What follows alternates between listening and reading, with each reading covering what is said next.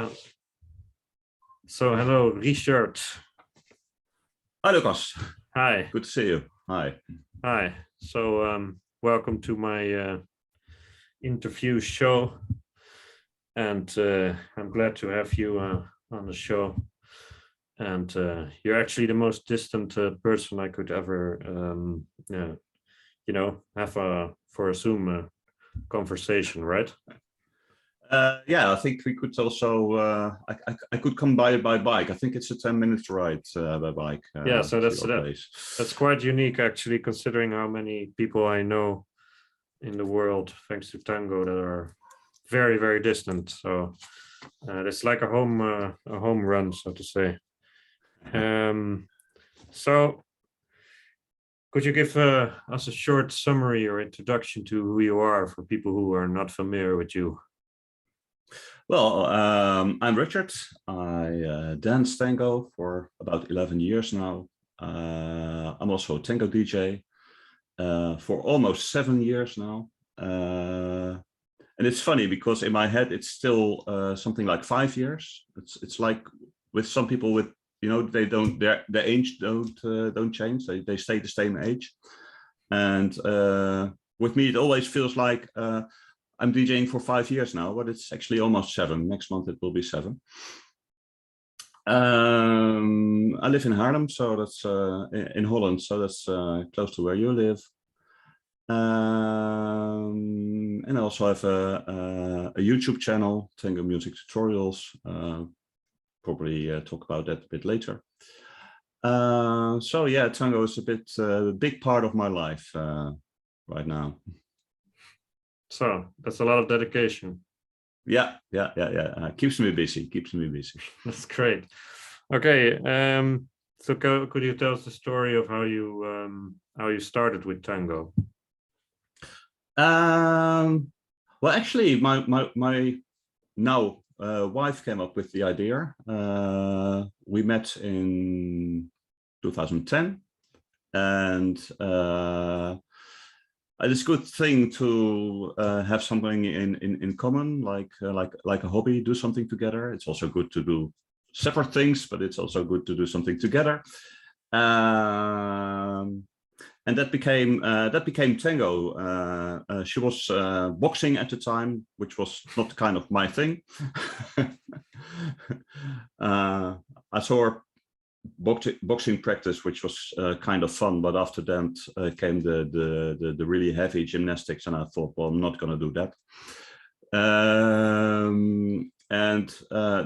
In September is always the start of the cultural year, so all kinds of cultural things are you can see them participate if you like.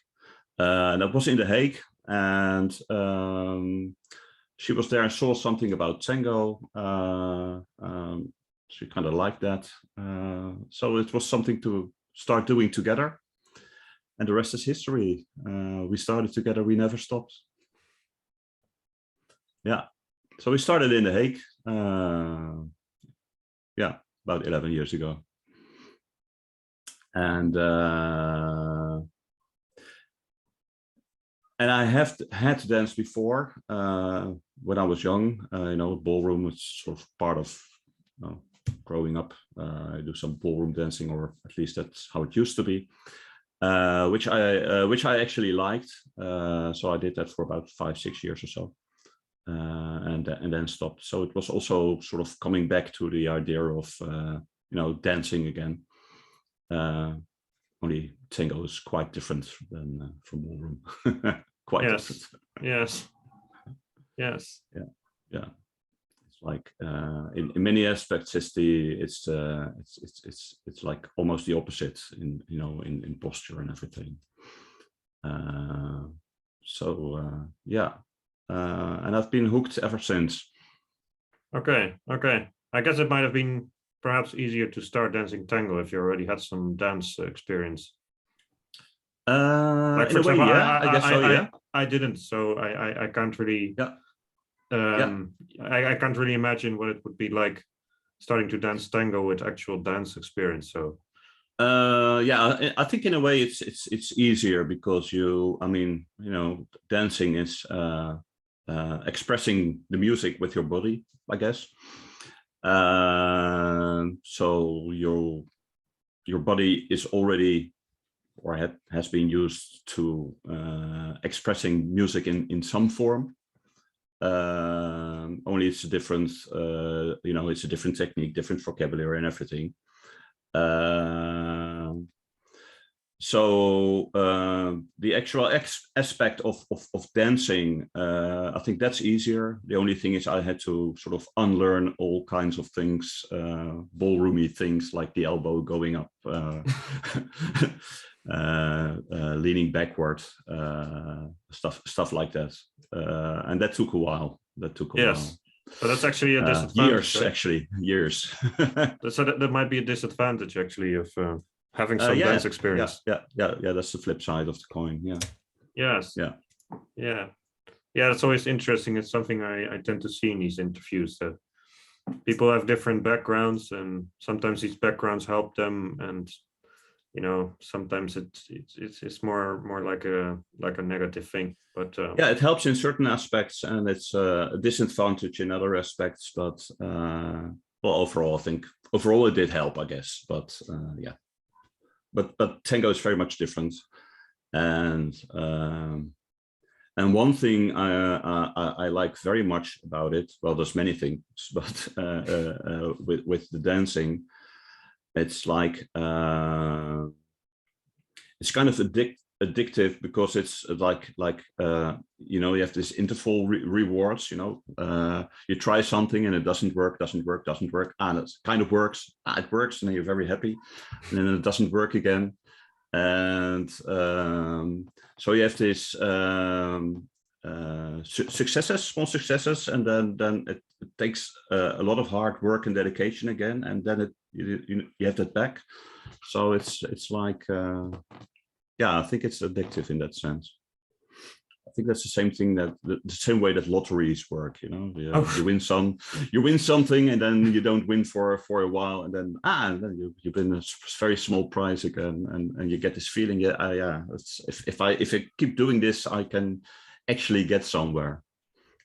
Which in case of tango is true, actually. Yeah, it's actually, that might be an important difference. Yeah. Unlike lotteries, yeah. Yes, but so you think that's specific to tango dancing, like? I'm not sure if it's specific. Well, yeah, I think it's more obvious because it's very much about improvisation. Whereas in ballroom, you have these sequences, and at a certain point, you do this move, and then you and your partner, the next 16 moves or something, or 8 bars or whatever. Whereas in tango, it's like every step is the last step of the sequence, and the next step is the first next one. And it's not 100% true, but 99% of the time it's true. You don't know what will be the next step. So that's very different. Yeah. Well, it must be interesting to have seen both things and to be able to compare. Yeah, and every now and then I DJ at a place where they also do they teach ballroom as well there, and it's interesting because it's an afternoon milonga, and after that there's they have this ballroom class.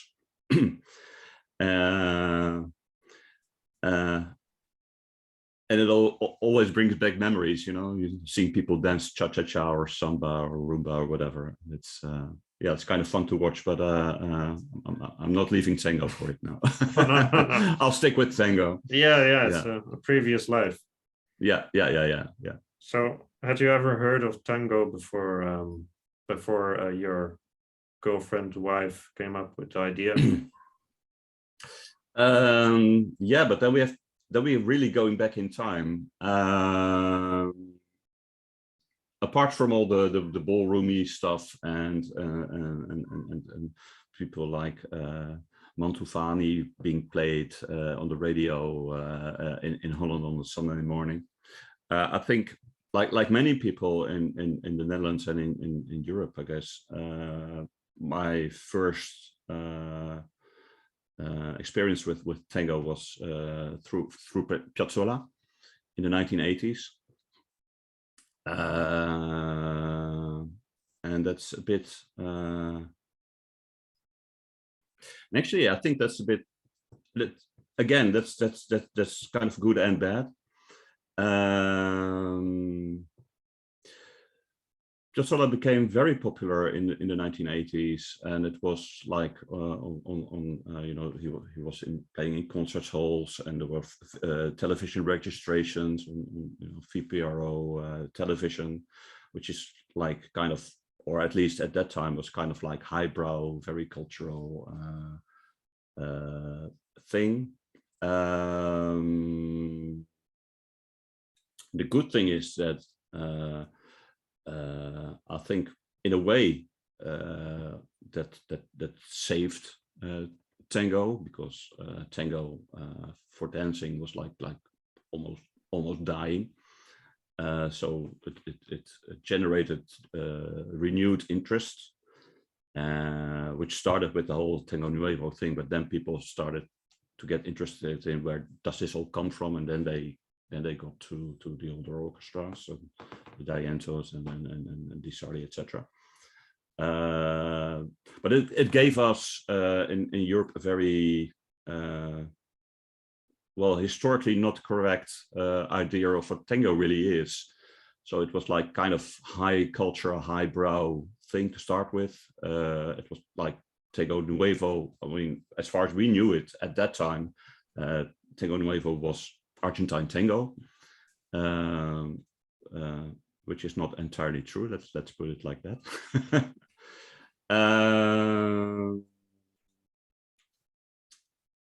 Which means, I think, that many people in Europe and beginner dancers, when they start with dancing tango, at least in my generation, it's that's their starting point. So that's sort of the imprint of how they understand what tango is about, which is quite different from the experience of people that dance tango that started in Uruguay or Argentina.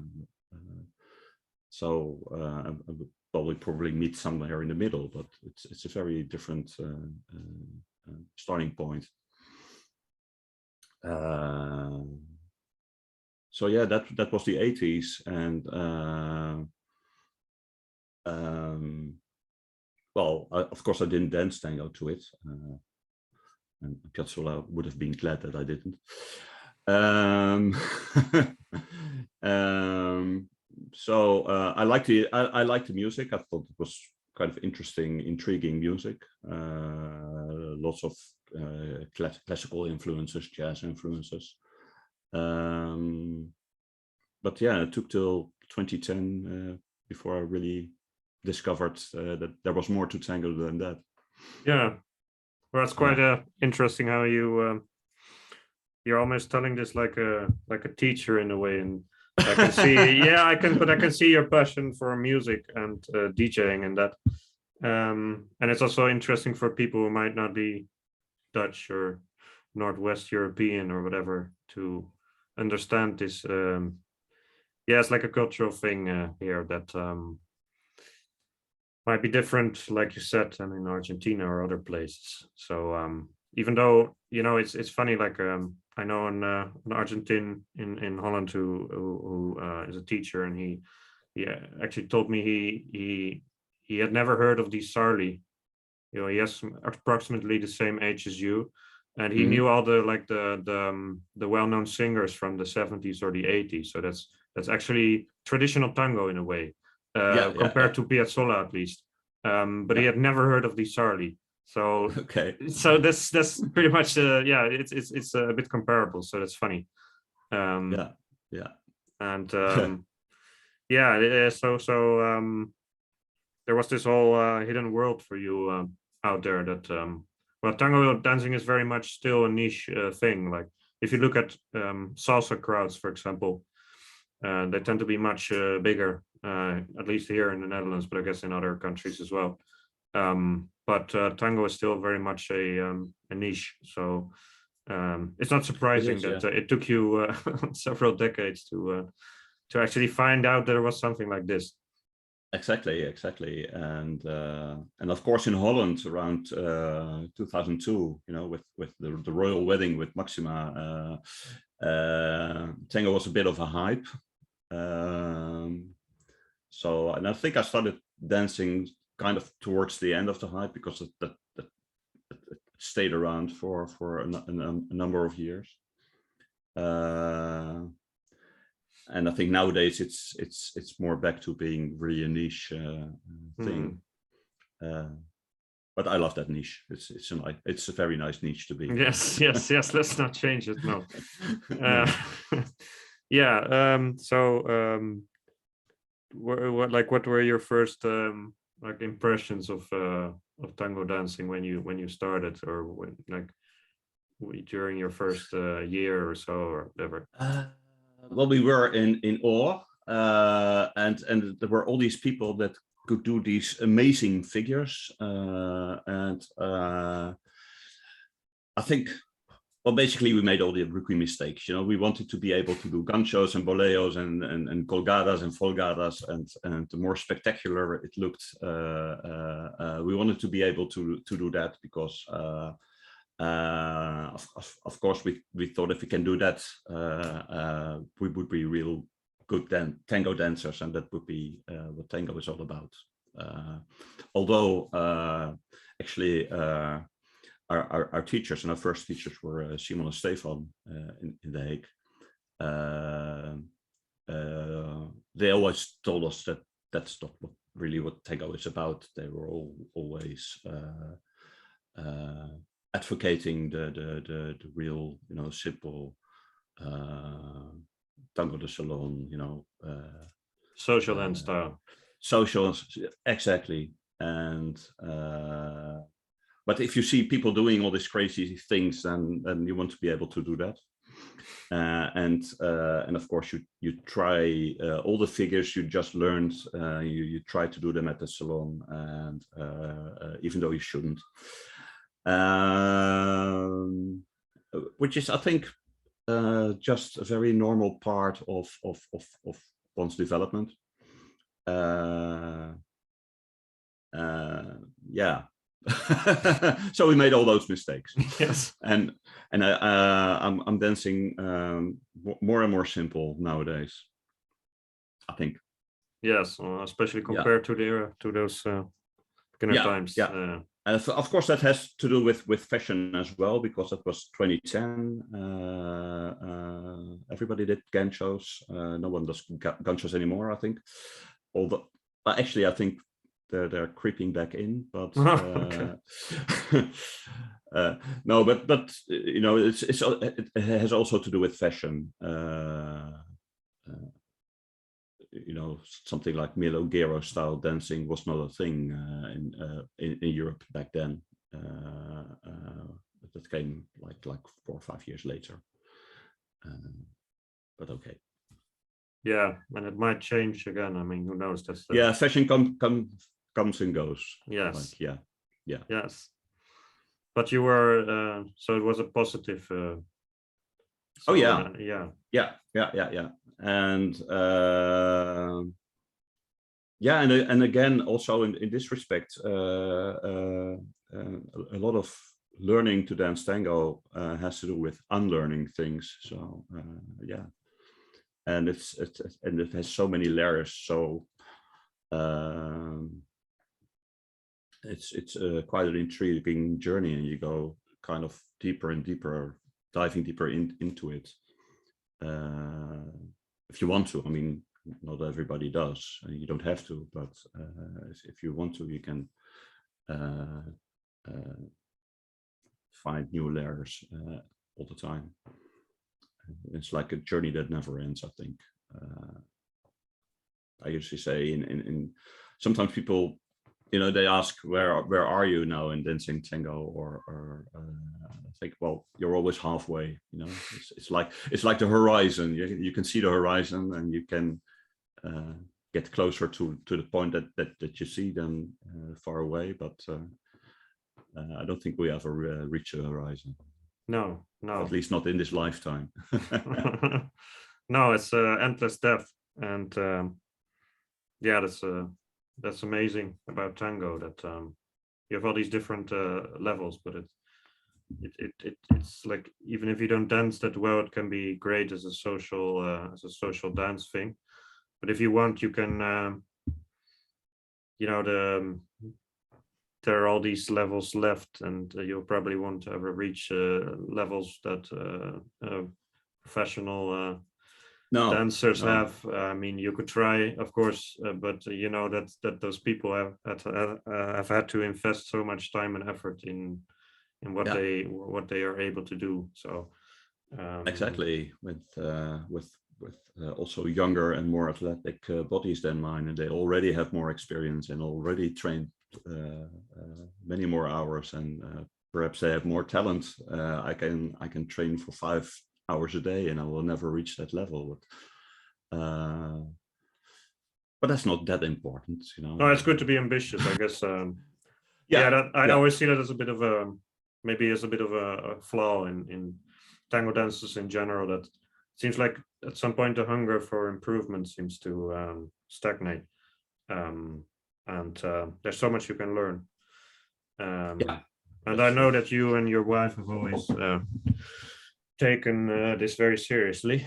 And of course, it's also a hobby, so sometimes you shouldn't take it too seriously, but I guess it's good. That's what I'm trying to say. It's good to be open-minded, and see your own flaws and work on yourself. And that's definitely something a lot of people can learn from. Yeah, and I know I will never be the best tango dancer in the world, or even in Holland, or the place where I live. But we're both very bad at being bad at things. So yeah. So if it doesn't work, we keep working at it until it does. So that's part of who we are, I guess. So there's this funny thing that when people knock at your door, and when they enter your house, they're immediately greeted by two pieces of sheet music that you brought from Buenos Aires. And can you tell us a bit about that? Because it sounds very random now, but as you'll see later in the interview, it's definitely a symbol. Well, one thing they should notice when they leave, and that's the sheet music of El Adios. Yes, so I hadn't even thought of it that way. But okay. Which was unintentional, by the way. But it sounds like they will never come back, and that's not a good thing. No. So that's not the intention. No, well, actually, it's like well, you bought it, I think, as kind of memorabilia, but you don't want to buy the really touristy stuff. So you just browse around, and we got into this very small shop, which was totally disorganized, and it was full of sheet music, and it was already 4 or 5 years ago, I think. So I was just browsing, and there was actually lots of stuff I didn't even recognize, and then we brought some with us, and well, we have all kinds of things hanging on walls, art things, but also this, and even some things we took with us from one of the cafes in Buenos Aires, because just we like that cafe so much. So it's a nice thing to remember. And and my life has always been filled with music from a very young age. So yeah, there was always lots of music in my life. Always has been important. So I think that's another reason why there's sheet music on the wall, framed and all. Well, let's talk a bit more about that later when we talk more specifically about DJing. But Yeah. I guess it's just a nice thing that like you're in this totally random place, city, country, continent, which has absolutely nothing to do with tango, and then you enter someone's house and then you're immediately greeted by these banners that say like this is tango territory, and It is. it's so specific that there's so few people who know about this. Yeah, it's a great thing if you. I might be a bit too specific here with talking about these posters, but I guess it's yeah, I guess it's just a nice experience when you're greeted that way. Yeah, so I think the other one is Donde, isn't it? Yeah. Yeah. So it's like where am I? Yeah. Okay. Did you also think about that, or was it also unintentional? Or totally random? Totally random. Okay. Oh, nice tangos. Anyway, so yeah. So the next important topic is like how it has to do a bit with this, of course, but like the very broad discussion topic of like what does tango mean to you and your life, things like that.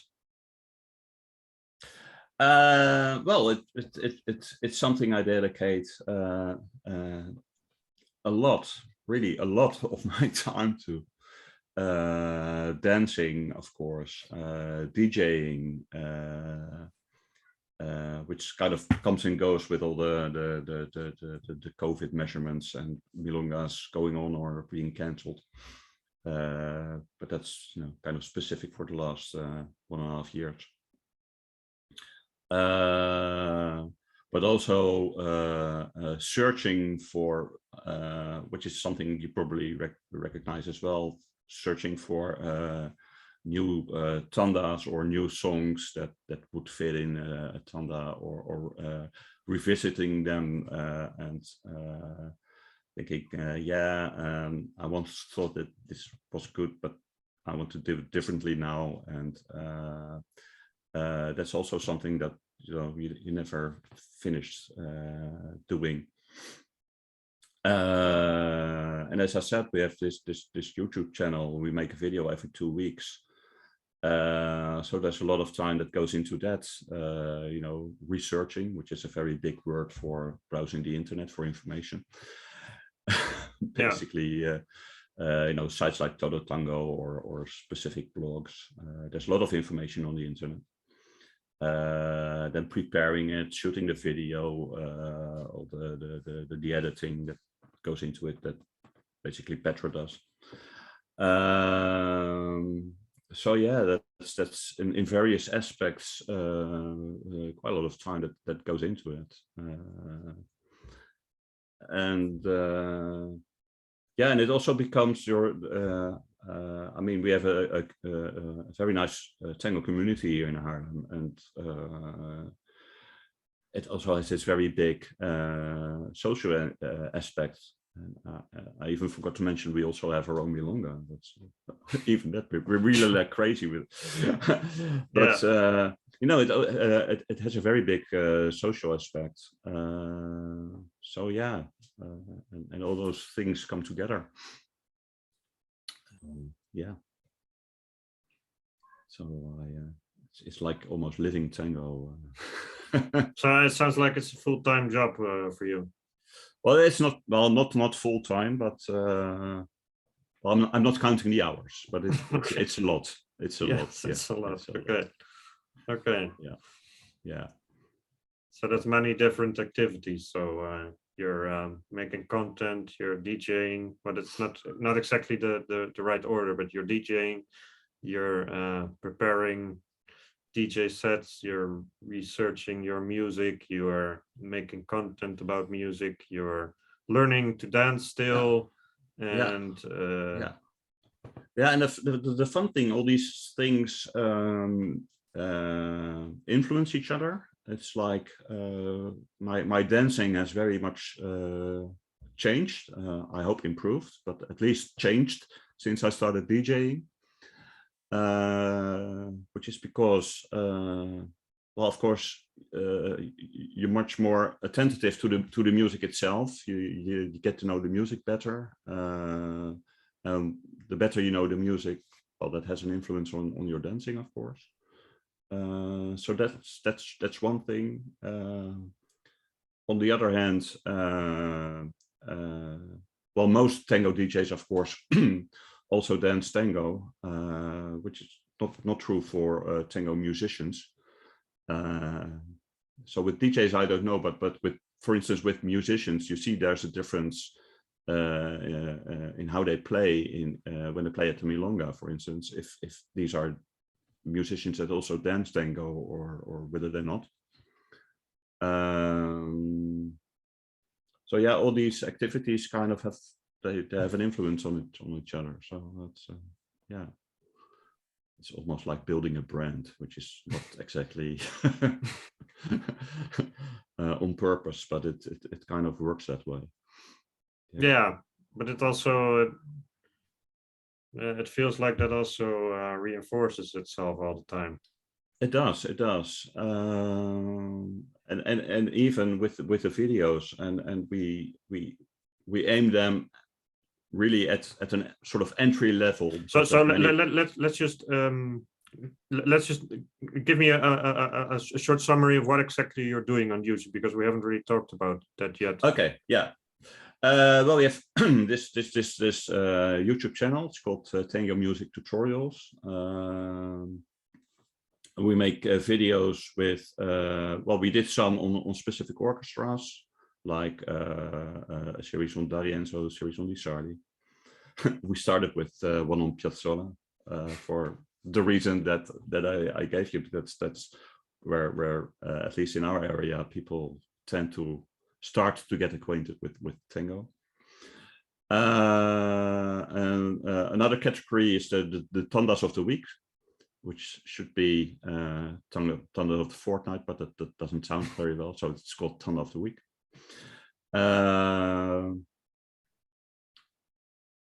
Which is, you know, it is what it is. So I prepare a tanda, but I also talk a bit about the orchestra, about the singer, about specifics of the songs that are included, sometimes why these fit together, or, you know, kind of depends. And occasionally we do top fives, like the top 5 best comparsitas, or the most recent one was the top 5 most romantic tangos, which is, well, looking at tangos from kind of a different perspective. I mean, in a tanda, it's about what goes together, yes, in a way. And in the top 5, well, it doesn't have to go together. So it's also a place where you can say something about tangos that maybe you wouldn't play at the milonga, or are hard to fit into a tanda, or something like that. So that's a different thing then. And it's very much aimed at an entry level. There's many tango dancers, at least in our area, that, you know, they dance tango, and they don't know very much about the orchestras, which is, in a way, it's perfectly fine. You know, people don't have to know.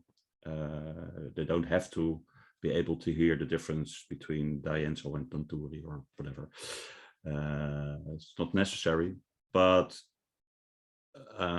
it can be enriching or good to know a bit more, to understand more. I think in general, if you understand more, it will also improve your, you know, if you improve your knowledge, it can help you improve your skills as well, or you can simply enjoy it, you know. yes. It's also perfectly fine. And there was already, I mean, there's a lot of books being written, well, like Michael Lavoca, for instance, who does that. There's people who write tango blogs, and many of them, not all, but many of them are geared towards people that already have knowledge. you also have things like Tango DJ Forum, which is like DJs discussing things, and it's not always, but sometimes it's even like showing how well you know your stuff, and trying to find out if others really match up to that. Well, that's all fine, but it's a totally different setting. And we wanted to make something for people who are, they dance, they like tango, but they don't know much about the background. So we give them a kind of a first impression, and maybe that will get them more interested, and then they start looking for those books and read stuff like this one, and perfect. So it's just Tango 101 level. Always good to have on your desk. Yeah. But yeah, so that's also a niche in a way, but it's actually also very broad. Like there's a lot of people, for example, in the Netherlands, who don't know much about the music, and they probably did not start dancing because of tango music, but because of tango dancing. So yeah, in general, that's true, and even even if you, I have to admit that when I really started dancing, I was always happy to hear a bit of neo tango or tango electronico, which was also more in vogue back then, right? It was, yeah. At some point, it almost disappeared. It's kind of getting back again, but it was very much on vogue then, and then a few years later, it wasn't anymore. But that was, of course, something that growing up here, it's like closer to pop music, which is something that you grew up with. Yeah. So it's more like what you already know. So that it was like easier to understand and easier to dance to than having to relate to stuff that people made in the late 1930s. That takes a while before you start to appreciate that in general, I guess. Yeah. Well, I didn't, but I started dancing because of the music, but I'm probably an exception there. I think you're an exception. There, so it's good that you're creating some kind of like this entry level thing for and then also what I wanted to say earlier is that I think it's really good that instead of just making a tanda of the week video or blog or whatever, like that idea is pretty old, but I think it was also that used to be a fashion at some point. Like everyone started to make their own tanda of the week, and there was this blog. It's still there. I don't know if it's still being updated, but there was this blog even called Tanda of the Week. But I feel like no one really, like they might have maybe said a little bit about the orchestra, but what I understand from your story is that you're trying to actually give a bit of context there and understand how the tanda works and who the musician is, and so that's so you're doing something new. I always really like when people instead of just copying others, they come up with something new and refreshing. Yeah, that blog actually was important for me when I started DJing, because that was it was very active in those years and the years just before that. And when I started tango DJing, I have to say, because I started DJing a lot earlier, you start looking at what do other people do, and you start with copying, and then gradually you develop your own thing.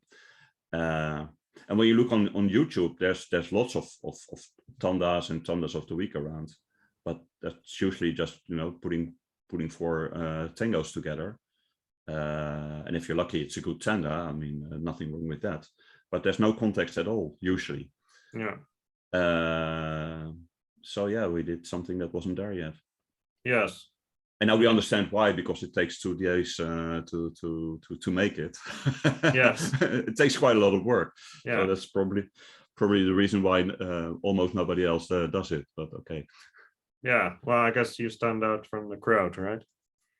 Yeah, but it's So, good for you for myself as well, because again, when I started to DJ, it had an influence on my dancing, but also with this, because you do some research, because you have to, you're making these videos with these songs to build a tanda. It's again just a bit different than playing a tanda at the milonga. So then again, there's it's kind of a new way of listening to the same songs. I actually every now and then discover new layers in the music. I did a Laurens milonga tanda, for instance, and there's so many layers in that music, so much more in it than you pick up when you dance milonga to it. I mean, if you dance milonga to it, no time to think or yes. is there something deeper, because then it's already past. So yeah, it's a great experience doing it as well. It's not just the product, but also, you know, the whole experience of actually making it. It's very rewarding for me as well. Okay, so I just have to check.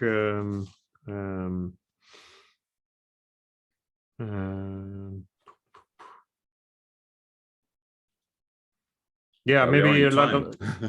Yeah, well, actually, there's a lot of stuff to be said about DJing. So I'm trying to plan that a bit. But so first, let's actually before doing that, let's actually go to well, the last topic I had written down for today, but that's actually connected a bit to what we just discussed about your tutorials. So I have the idea, like I'm not on Facebook very often, but I have the idea that during these COVID times, like instead of just making these tutorials, you also seem to have reached some kind of wider audience or doing international things with, you know, that Yeah, wouldn't probably that's wouldn't have kind happened of without COVID, right? Like very distant. exactly. Yeah. Now that's a very nice spin-off, because, you know, we make these videos and you put it out there, and you do get some feedback. I mean, there's people that like it, there's some people that comment it, you get new subscribers, all very nice. But then still, it's a product, and it's out there, kind of. And I think it has to do with these times that that the whole online activities have become more important, because we couldn't do other stuff in real life. So yeah, then people from around the world found us, and I was asked to make a few radio programs for an internet radio in Germany, in Hamburg, which sadly they had to stop broadcasting. But I did, think, four programs for them, which was kind of, again, for me, a new thing to do. You know, to make a 1 hour program with a sort of storyline in it. That was really fun. Another thing is I was asked to participate in one of the Earth Virtual Milonga evenings. They did it every 2 weeks. I think they're changing to once a month now. They're based in Los Angeles, in the US. And that's a kind of an interesting setting, because they have 3 DJs from around the world doing a milonga, a virtual, an online milonga, 3-hour milonga. So they each do 1 hour. And of course, in advance, you have a bit of contact, like who's playing what, because we don't want to have three Tanto Campos tango tandas on you the have same only night. 1 hour. Yeah. Yeah. But that's also something fun, and I will be in a series which has already been recorded on video. Tango school in the Boston area is doing an online thing with lots of videos. They I think also online classes that people can take from various aspects around tango. And a few weeks ago, I was online, but for an audience in Brisbane, in Australia. you really know. That's the very last thing. Yeah, and corners that was of one the world, in the series. Yeah, that was one in the series on tango musicality from different angles. So there were musicians in it from Sanssouci and from Romantica Milonguera. There was also tango teachers. Murat was there, for instance. And I was there doing a presentation on well, let's say the musicality from the DJ's perspective. How do we build up a milonga? What do you play? What don't you play? What are the kind of choices you have to make as a DJ when you do a milonga? And these are all things that were kind of new to me, and that would never have happened when we didn't have the YouTube channel, or wouldn't have happened in these strange circumstances that we live in. Yeah. So that's So that's a lot of tango in your life, right? Yeah. It's a fun thing to do. Yeah. So we've seen all these different aspects of what you're doing, and it's almost like tango to the max. And the fun thing is that there's always something like a coincidence in that, which was even when I started DJing. You always have to, coincidentally you meet someone that thinks something is a good idea and gives you a chance to do something, and And you build from there. Yeah, you build from there. I mean, if you get the chance to do something, you have to deliver, but you have to be lucky enough that people give you a chance to do these things. And well, in that sense, I have been very lucky. Yeah, but also on the other hand, more than lucky, also active and experienced, and you're always also like you're forcing luck to happen in a way.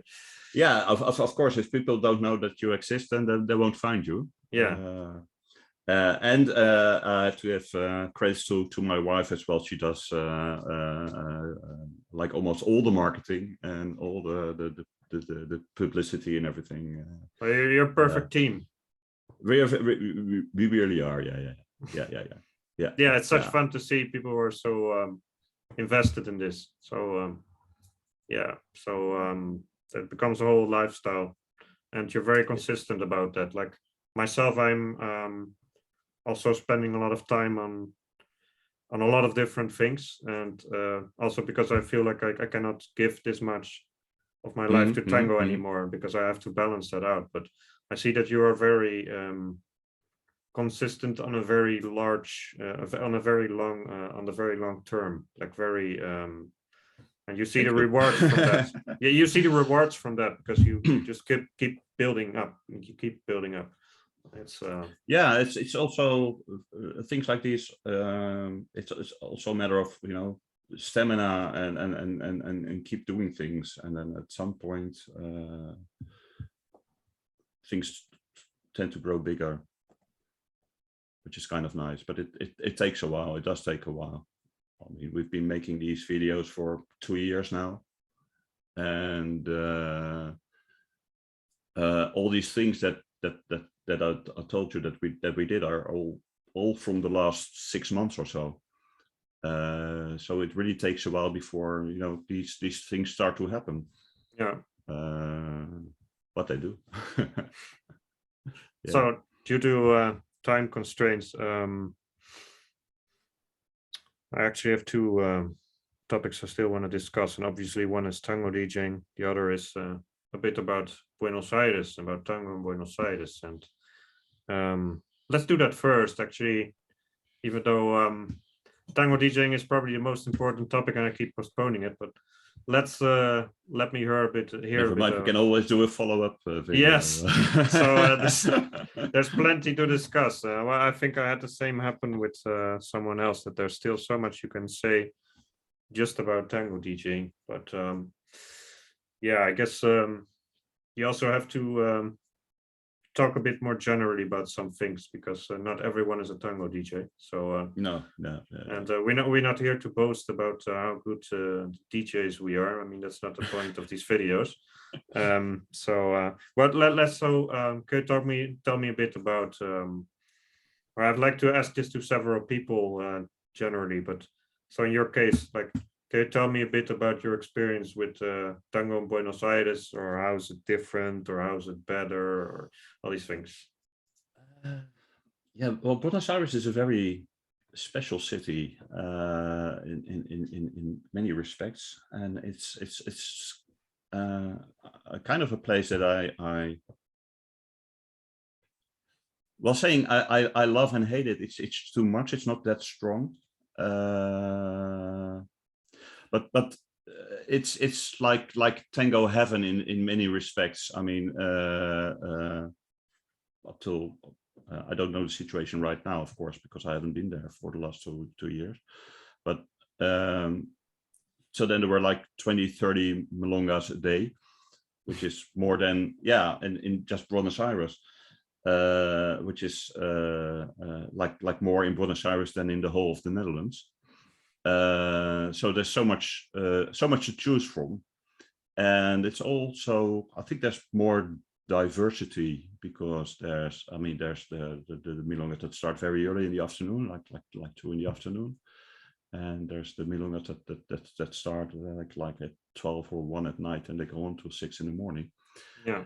And they all have their own. They all have their own public. You know, you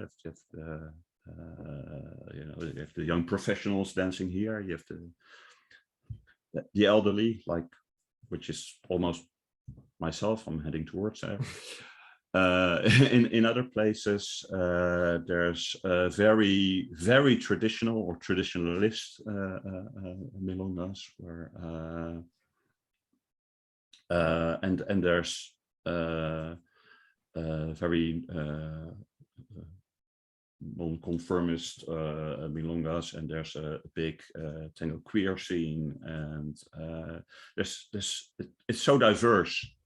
So it's much more diverse, I think, than what we're used to here.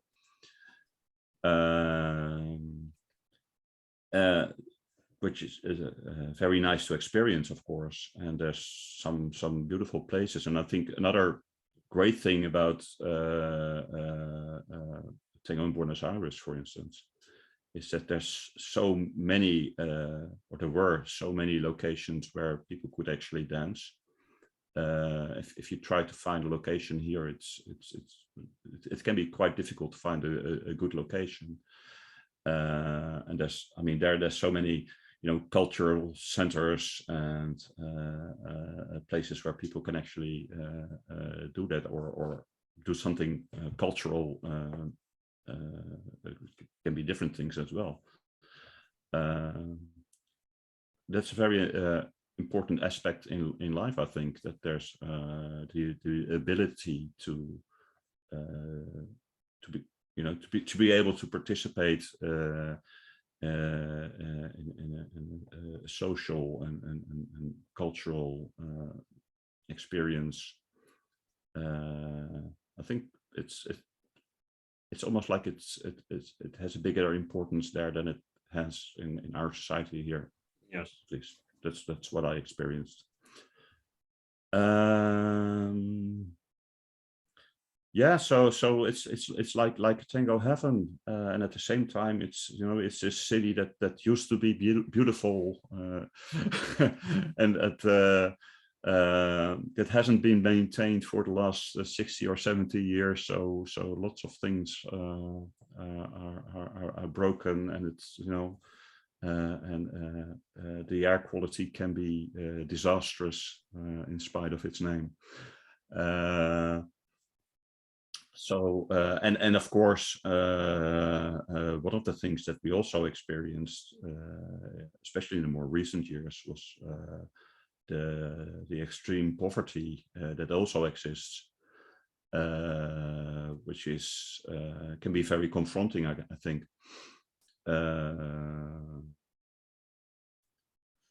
So it's not paradise, but it does have its a charm, especially for tango addicts. Yes, yeah. And also maybe for learning tango, because you're also very interested still in learning. And there's great places where you can follow go to drop-in classes on the Venza, for instance, or at Borges, or various places, and you're able to learn from some pretty good teachers there. With sometimes very different methods of teaching than what we have here. But yeah. But yeah, and it's also So every time you do get the chance to meet some really great teachers there, and for instance, well, if I have to single out one of them,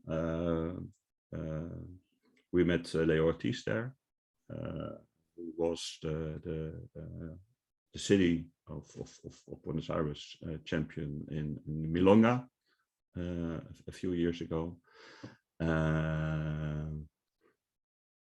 We really got to know him. We took privates with him, and we also had him here in Haarlem doing workshops that we organized.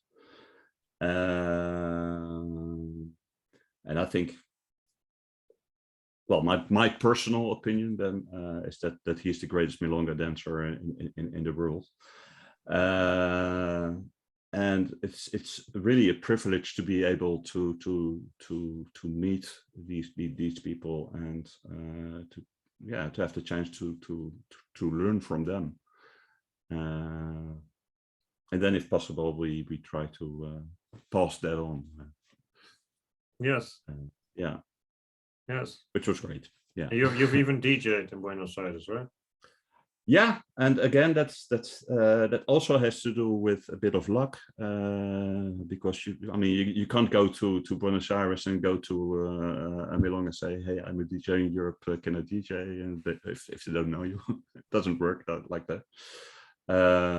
So yeah, people who know people who are organizers, and of course they have to be convinced that you'll be able to do a good job. Otherwise, they wouldn't recommend you. Yeah. But you get in contact then, and so yes, I DJed in various places, even at Porteño y Bailarín in El Beso, run by Carlos Stasi, which was one of the more strict traditional. But great to do, and of course I was bloody nervous when I did it, but I think it went well. I have an open invitation to come back, so that I must have done something right. Also at a queer milonga, right? Yeah, also, yeah. I think the first that I did was La Marchal, run by Augusto Balisano. And also at Tango Queer that Mariana Docampo organized. Yes, it doesn't exist anymore, right? No, I think she stopped. Yeah, and La Marchal reopened, but at a different venue. So that's open again. She, of course, is also very busy. She's also an author, so she.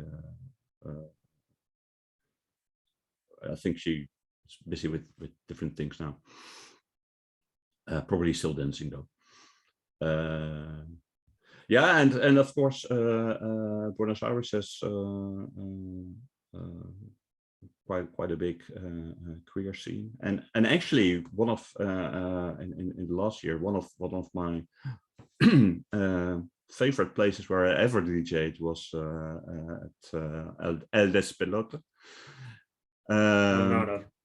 No, it's not a famous place or anything, but it's somewhere on the first floor above a restaurant, and there's also lots of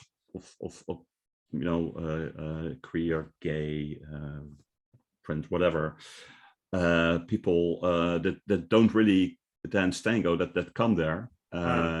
And a tango dancers community, but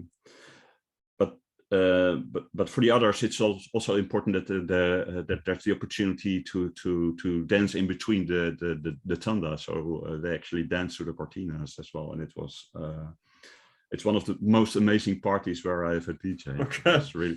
It was really fun. So they dance to rock and roll and cumbia, merengue, whatever. Yeah, that was great fun. But it might also have happened even at a traditional place you DJ'd, right? Like in Argentina, they tend to have these breaks with. That's one of the good things in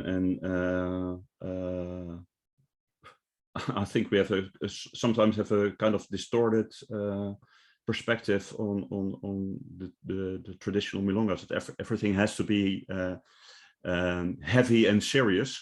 Yes, yeah. And there's various milongas where they play cumbia and rock and roll, for instance, or they do folklore. But usually it's one or the other. And then people get on the floor and dance cumbia and have fun. And they're actually allowed to have fun at milonga. Yeah. That's a bit something that we tend to forget sometimes. But yeah. On the other hand, I do feel like sometimes when I'm there, that when you have these tandas, like I feel like it's kind of cheerful, but I also just want to dance tango, and it feels like an intermission that. It is, but it's not. It doesn't take long, does it? Well, sometimes I feel like subjectively, I feel like it does. Okay.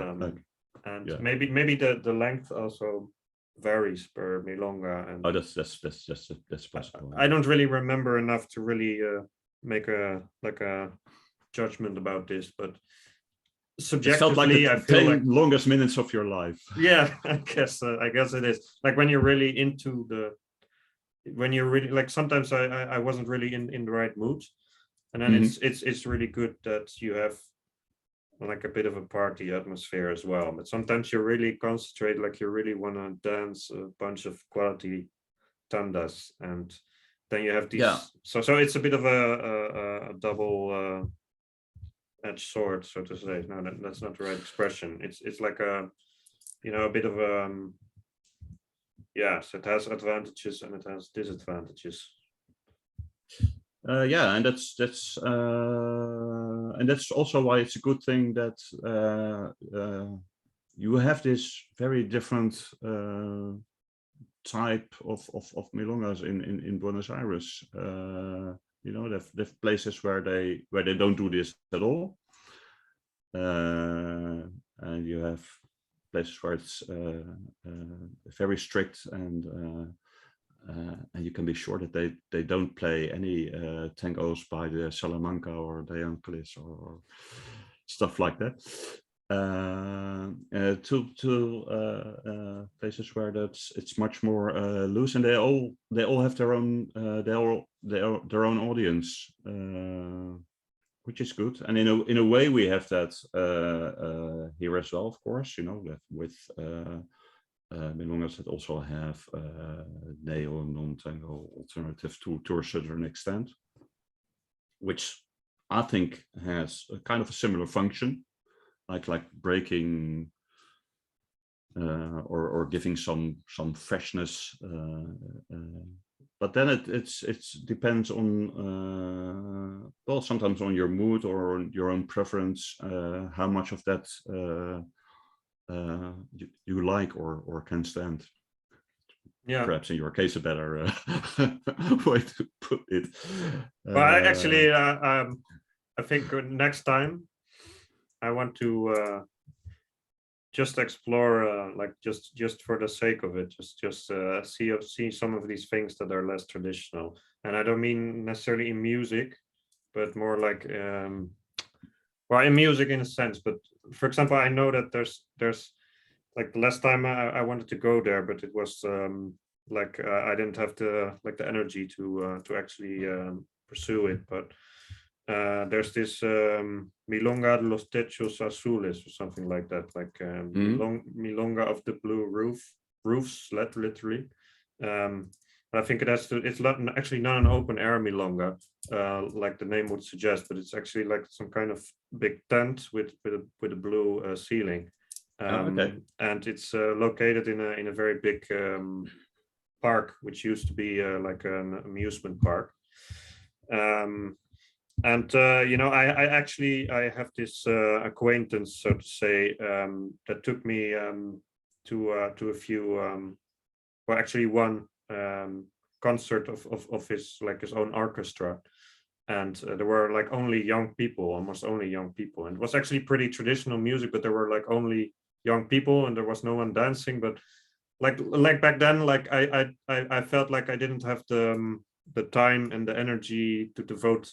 Like I just wanted to go to traditional places, but I feel like in the future I might just take a break and just for even for like the researchers mindset, like you just want to see how it's like and maybe tell a story or interview people on wherever you're there. I don't know, there's so many things you could do. Yeah. And well, I guess you are talking about these queer milongas, for example. Well, I went to one once with a friend, but generally I feel like you have more experience seeing different places, and that's nice, because here in Holland it doesn't really happen the same way. Like there might be variety, but it's obviously not 30 milongas a night. So No. There's some variety, but less so than in Buenos Aires, and yeah. And mind you, most of the queer milongas are quite traditional when it comes to the music. Not all of them, but most of them are. right. So it's kind of a multi-dimensional matrix of of aspects. Yeah, which again gives a lot of to choose from. Yeah.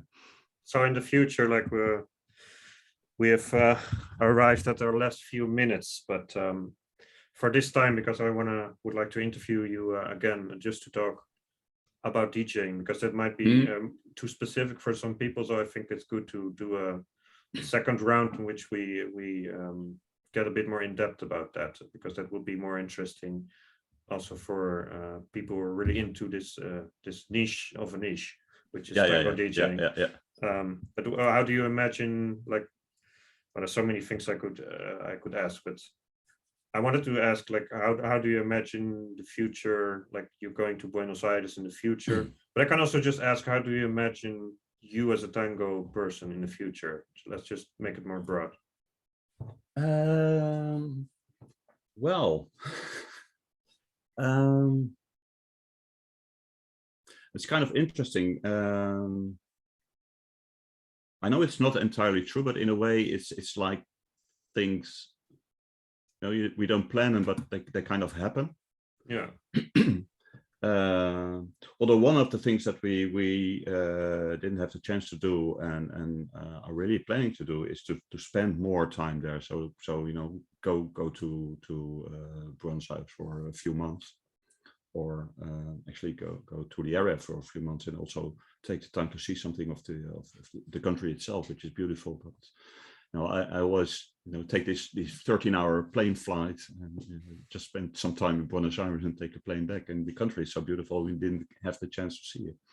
So want to do that as well. But also, if it's winter here, it's summer there. So that's it sounds like a plan. And I'm almost certain that will again lead to new things happening that I couldn't imagine now, which is kind of how it goes. You go somewhere, you meet someone, you have an idea, or the other one has an idea, and something starts happening, and it's like, building up from there. But then again, and it's mostly about enjoying it.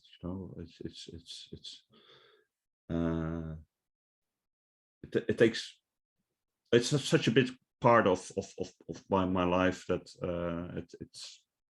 it's very important that I still do enjoy it, and it doesn't become a job. And sometimes you have to be careful with that. If you DJ a lot, for instance, you DJ so much that you hardly have the time to go out and dance yourself, and then you start missing the dance, or things like that.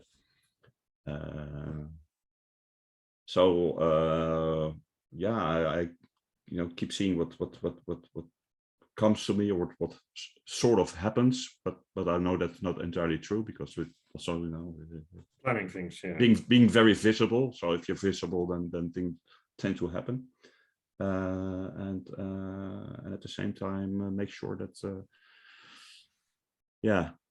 that it stays enjoyable, which it is. Yes, I bet it does. So well, thanks for telling us all these things today, and thank you for the opportunity. And it just went by in a flash. At least it did for me. Yes. Well, I'm personally keeping track of the time because I have to. It's my job, so it's a bit different. But at the same time, I always know that it just goes by, and then you're suddenly at 45 minutes, and you're like, oh my god. So it happens every time. It's not bad, but it just happens. And like in the beginning, you always ask yourself, like, well, especially when I first started doing it, I was like, how am I going to fill an hour? But like it's absolutely the opposite. That's not thing. The issue. No, that's the worst issue. Like the least issue you could have. So it's but that's why I propose to talk a bit more about DJing in depth, and also about your what you said about being a DJ before, like already having this thing with music in general, because that's something I lack, for example, and I'm very interested in seeing.